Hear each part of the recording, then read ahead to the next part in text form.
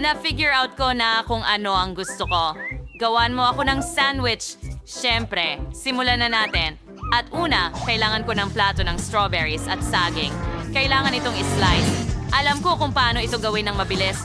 Kunin natin ang machete. Voila! Lahat ay nakahiwa sa maliliit na piraso. Sunod, kailangan ko ng tinapay at tsokolate syrup. Kinapalat sa ko ng strawberries sa tinapay. Manibusab yung chocolate syrup sa ibabaw nito. And then sunod, mga saging. Ibuhos yung syrup muli sa ibabaw nito. At ang dapat itong gawin hanggang maubos ang tinapay na ito. Grabe! Ang laki ng sandwich na ginawa ko. Astig! Kailangan pang lagyan ng Nutella ang lahat para mas masarap ang sandwich. Lagyan pa ng mas maraming Nutella. Ang sarap! Ano?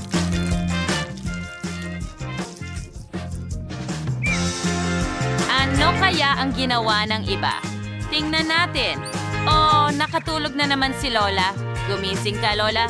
Tingnan mo ang ginawa ko. Wow, ang sarap ng pagkain. Magaling, Tiffany. Pero ano ang dapat kong gawin? Oh, ang cute naman ng maliit na hulmahan. Puputulin ko ang hugis puso mula sa tinapay. Ayos. Ilalagay natin ito sa kawali. Basagin ang itlog dito. Ganyan lang. Ngayon, hintayin natin maluto ang pritong itlog. Okay, handa na ang lahat. Panahon na para buuin ang sandwich mismo. Ilagay natin ang ham, pagkatapos ang mga pipino, at gawin ng sarsayelo at mga ngiti. Akpan ng isang piraso ng keso. Ang ganda. Takpan ng ikalawang hiwa ng tinapay at itlog. Ngayon, iguhit natin ang tabas ng puso gamit ang ketchup. Wow, naging masarap ito. Chef, ano sa palagay mo? Well, nakita ko ang mas maganda. Tingnan mo ang lulutuin ko. Kumuha tayo ng mga makakain na pintura at brush. Gumuhit tayo ng larawan sa tinapay. Susunod, kakailanganin ko ng makulay na keso. Maglalagay tayo ng dilaw. Tapos, berde, ube at pula. Tunawin gamit ang burner hanggang sa matunaw ang keso. Pero tapos pinakpa namin ito ng toast na may disenyo ng bahaghari. Ngayon, maaari mong ihain, Vivian. Mag-enjoy sa pagkain.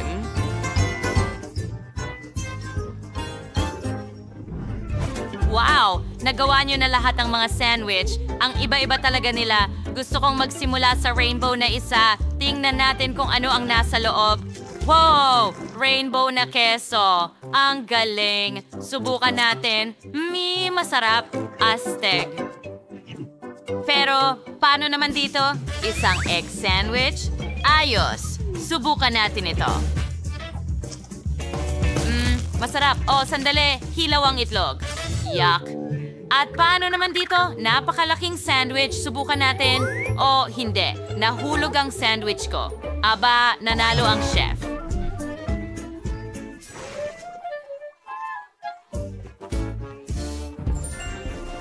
Siyempre, ang chef ang pinakamahusay na profesional sa pagluluto. Salamat sa lahat at lalo na sa akin.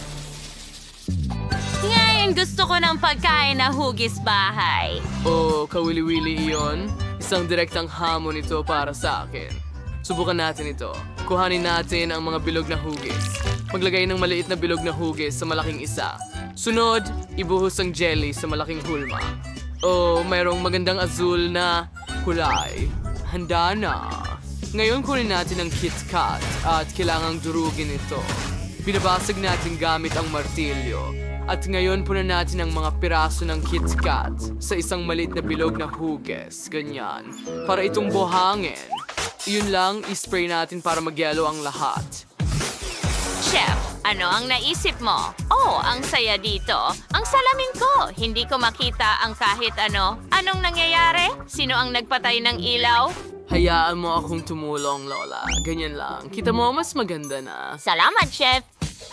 Palan, ngayon na alisin namin ang mga molde. Super, nagyelo na ang lahat. Ngayon, kunin natin ang mga tubo ng tsokolate at kamangha-mangha ang mga ito. Pinupukpok natin sila sa base na parang buhangin. Wow! May naisip na namang brilliant ang chef. Kailangan nating pagbutihin pa. Pero paano? Oh, may naisip ako. Kakailanganin ko ng KitKat. Ilabas natin ito sa pakete, ilagay sa hulmahan, ganun lamang. Putulin ang mga sulok at maaaring kainin. Ngayon, kunin natin ang puff. Buksan ito at subukan. Matamis at masarap. Kumuha tayo ng kutsara at ilagay ito sa pastry bag. Ganyan lang. Sa tulong ng puff, bubuin natin ang bahay na tsokolate na gawa sa KitKat. Pahiran natin ang mga dugtungan ng lahat ng tsokolate at pagdugtungin ang mga ito sa isa't isa. Perpekto! At ngayon, kailangan ko ng gum machine para palamutian ang bahay. Paikutin. 3 chewing gum ang lumabas. Ang sarap nila. Idedekorasyon natin ang bubong gamit ang mga ito. Sunod! Gagawa tayo ng pinto mula sa puting KitKat. Mahal ni Vivian ang Skittles din. Idedekorasyon natin ang bahay gamit ito rin. Voila! Tapos na.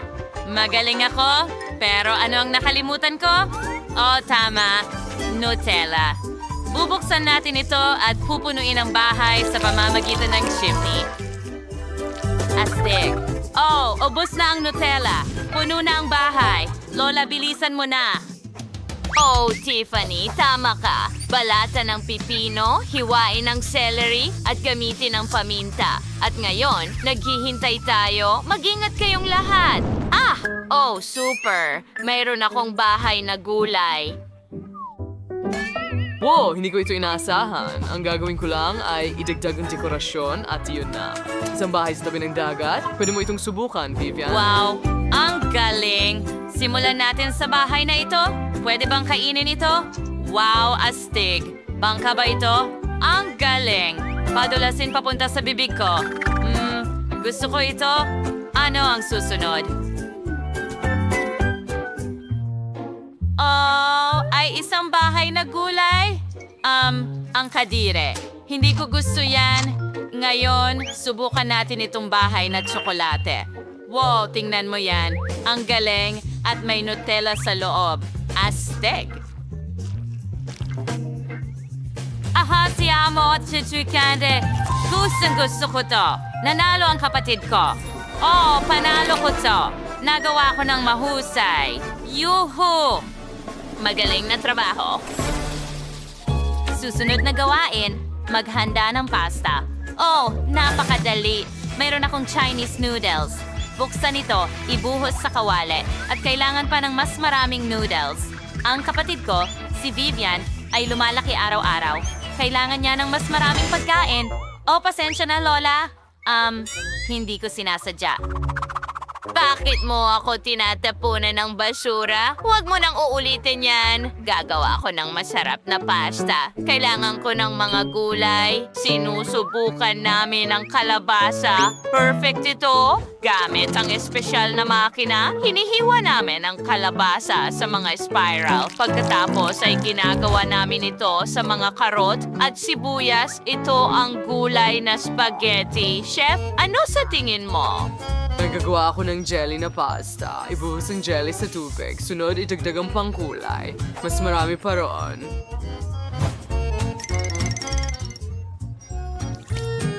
Umalawa ito yung magnatnaw ang gelatin. Marosling palamigin gamit ang spray. Ganyan lang. Ngayon, asalisin natin ang mga hulma at iwan lamang ang makulay na jelly. Ngayon, para makagawa ng pasta, kailangan mong gadgarin ang mga piraso ng jelly.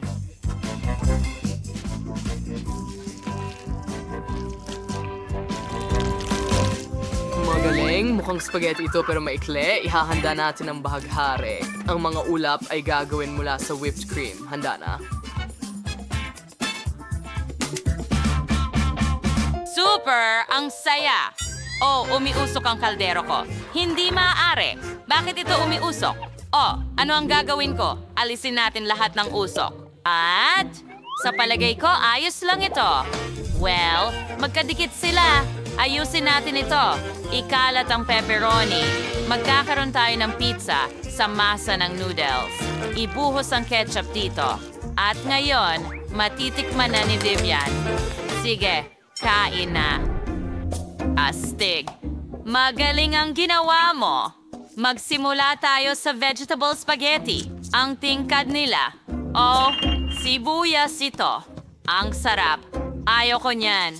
Ano naman dito? Noodle pizza? Nakakadiri pa ngang kainin ito? Hindi.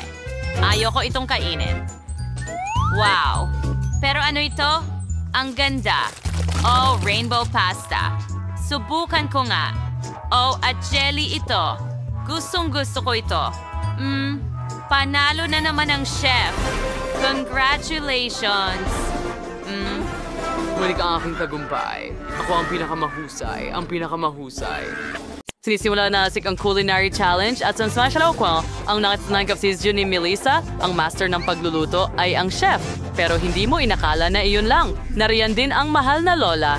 Alamin natin kung ano ang nais ni Baby Tyler. Nalaman ko na kung ano ang gusto ko. Magsimula tayo sa cake. Maghanda na. Magandang ideya yan, Tyler. Hayaan mo akong mauna. Alam ko pa kung ano ang lulutuin. Meron akong mga cake at cream. Pagsama-samahin natin ang lahat ng ito. Ngayon, ilalagay natin ito sa isang bilog na molde ng salamin. Kanadidal pagbagsyanan ubams. The shells is that starfish and algae. Kung yung sui was sunasol na jelly is dibanit. 9. Friction ng gawan sa squirting ilang minuto.